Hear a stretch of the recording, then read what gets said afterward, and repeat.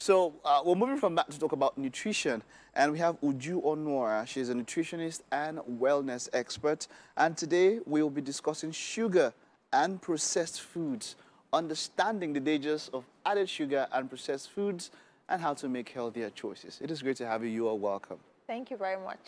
Sugar is staple, I mean, in almost everything that we take. Yeah.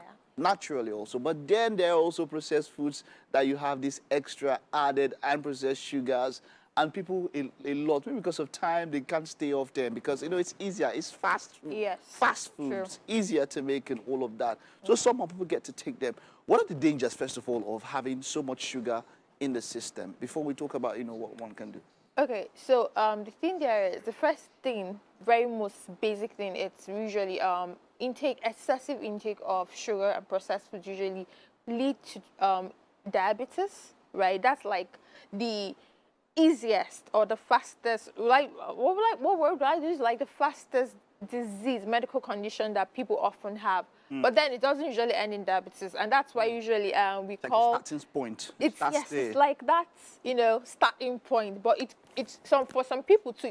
It may not be diabetes. Sometimes it's a heart disease, right? Because usually there are like links between intake of sugar and then also heart disease. People usually think that, oh, it's just diabetes because, oh, okay, probably there's too much sugar in the blood and then it's just too much and then the body just like packs up and then there's diabetes. But it's more than that. Even it goes as far as having cases of fatty liver disease, cases of stroke. These are all literally all like issues that can arise when there is an excessive intake of sugar over time. Over time, I'm using that word over time because I get this a lot from clients and they're like, I'm still young. Probably when I'm older, I can stop taking them. I can stop it, yeah. And then I tell them that time when you feel like you're older, that you're going to stop taking them or reduce taking them, that is when your system is already then shutting down. So, and then already there's more like this accumulated intake over time, and then that's it.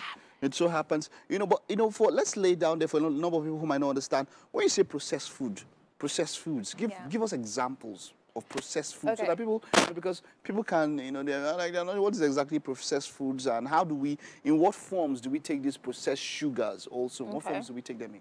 Okay, so the thing there is, every food we eat is actually processed. Okay. That's the truth. That is the very, like, because we didn't take it raw now. We had to go through some form of, you know, of level of, even your rice, even your, like, processing is just literally anything that you do to change the form of something from its natural, original exactly state.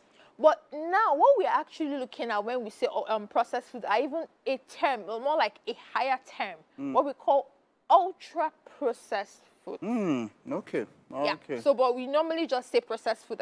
Okay, that's easier for people. But then, actually, the emphasis are what we call UPFs. That's ultra processed food. The dangers where we are like, when health professionals, they are all like, oh, reduce your intake of these are ultra processed foods. Now, these foods, aside from the fact that they have gone through a lot of processing, right? The issues with these foods is that they are high in salt, not even the sugar we're talking about, calories and fats. Right? And talking about the examples now, we're looking at your usual ice creams, biscuits, soft drinks, cakes, literally what we call biscuits is among. Biscuits is among. Sorry, biscuits is among. But I'm thinking of the biscuits in my fridge now. I don't want to carry the biscuit. I'm thinking of a juice face. Oh my God. Would you say? No, okay. I don't want to look like a food police, right? But, the emphasis, food should be enjoyed, right?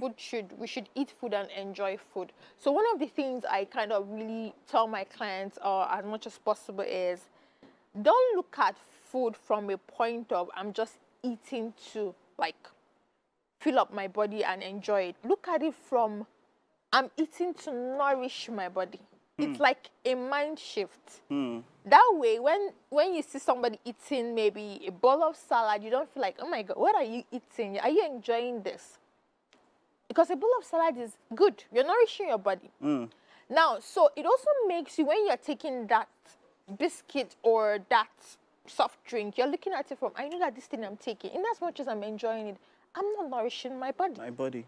Right? Cool. And that kind of is a mind shift. Now, what did you do to you is that it may not for some people, doesn't mean that you may abruptly stop taking these things, but it means that you only take them as treats once in a very long time. It's a working it's a process. It's a process. So when one has to take this, or when considering that you one way or the other, you know, like there might be someone who might not have time to cook food, and maybe because of work and all of that, and they have to take it.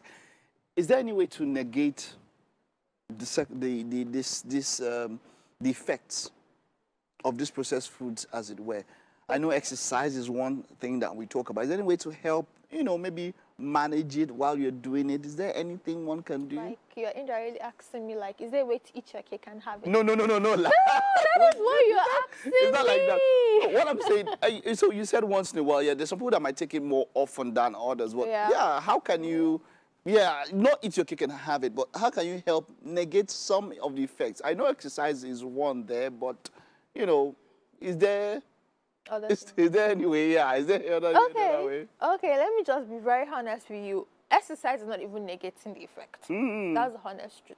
People think it is, but it's not. It could just help possibly slow down the progression of the chances of having these things. But it doesn't mean that, like the fact that you're exercising so much and then you're still eating these things, it doesn't mean that it's going to catch up. It's going to definitely catch up. Exactly. Because the truth is funny thing is, exercise does a lot, which is fine, right? I usually highly recommend people to exercise, but then 80% of whatever happens in your body all boil down from a function of what you eat, what you feed your body with.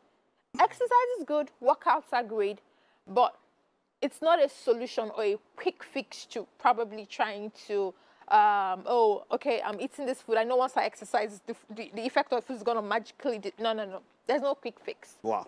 Thank you, Uju. Thank you, Uju. It was great talking to you. I know we'll still have you across the month. We'll get to talk more on our nutrition and ways to take care of ourselves by what we put into our bodies. Thank you.